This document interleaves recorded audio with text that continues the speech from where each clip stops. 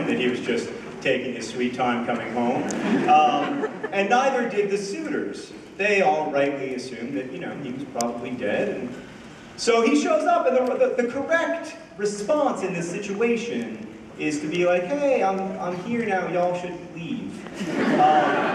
But instead, the floors of the palace course with blood, and he kills like 110 of the suitors, plus some young ladies, although in view of their behavior, one uses the term loosely. And that's your happily ever after ending. That's your model of heroism. Guy comes home after a heroic journey and slaughters a bunch of people, including some women who, it's crazy.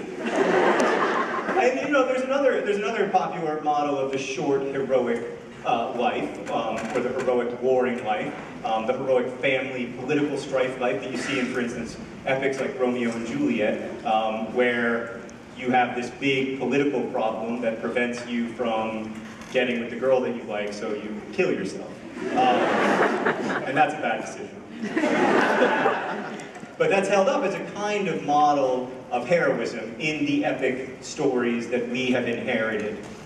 It just as the Staff Sergeant Max Mayhem and The Price of Dawn offer us a kind of heroic story that we've also inherited. I wanted to write a novel about a different kind of heroism. I wanted to write a smaller epic story about a star-crossed love story that was about, instead of being about war or politics or family strife or any of that stuff, was about the little thing that circumscribes almost all of our lives, which is disease. And I started wanting to write this story in 2000 when I worked very briefly for about 5 months as a student chaplain at a children's hospital. And it was very difficult work. I met a lot of kids who were dying and families. I was with a lot of families when their children died, and it was really tough. And for many years after that, I wrote and wrote and wrote about this. But everything that I wrote was self-indulgent and terrible, to be frank with you. Really, really bad. It all starred this ruggedly handsome 22-year-old hospital chaplain.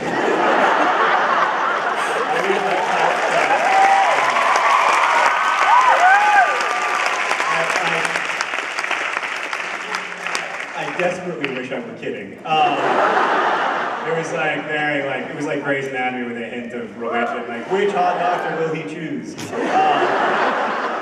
And, you know, I would send it into my editor and she would say, there's some interesting stuff here, but the chaplain has got to go. And I'd be like, the chaplain is the center of the whole thing.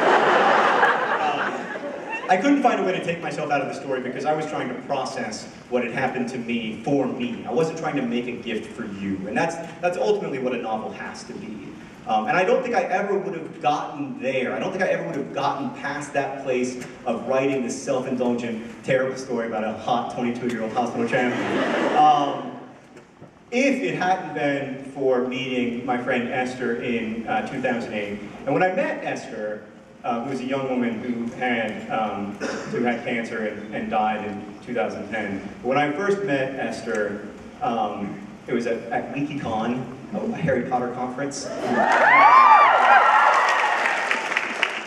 She was just extraordinarily charismatic and empathetic and able to be both funny and awkward at the same time in a way that teenagers are usually just the one. And I just kind of, like so many other people who knew Esther, just sort of fell under her spell. And it was a great privilege of my life to be friends with her, and a great sadness in my life that I have to spend the rest of my life mourning her.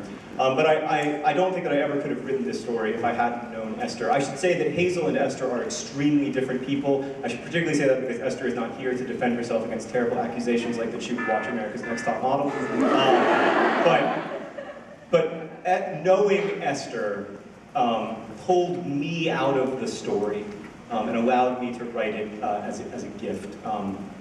The person I would most want to read the story isn't here, but I'm very, very grateful to all of you for being here and allowing me to share the story with you. And I'll repeat what Hanksock said, which is that, one, he's a sock. which is that our community has done a lot of projects with Esther while she was alive and also since her death, and that work continues today in the form of This Star Won't Go Out, which is a great organization set up by Esther's family, and y'all should really consider donating. Your donations up to $500 will be matched by us tonight. We've already raised almost $15,000 for This Star Won't Go Out on tour, so you have a lot to live up to.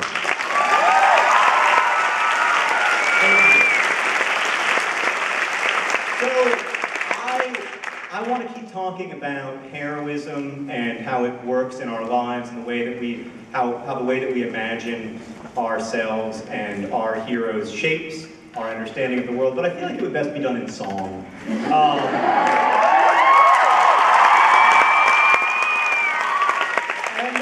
as many of you will know, I cannot sing. So it is now my pleasure to bring to the stage an extraordinarily accomplished young man, and I'm not just saying that because his central accomplishment is being my brother. Hank Reed is a Billboard charting artist, that is a fact.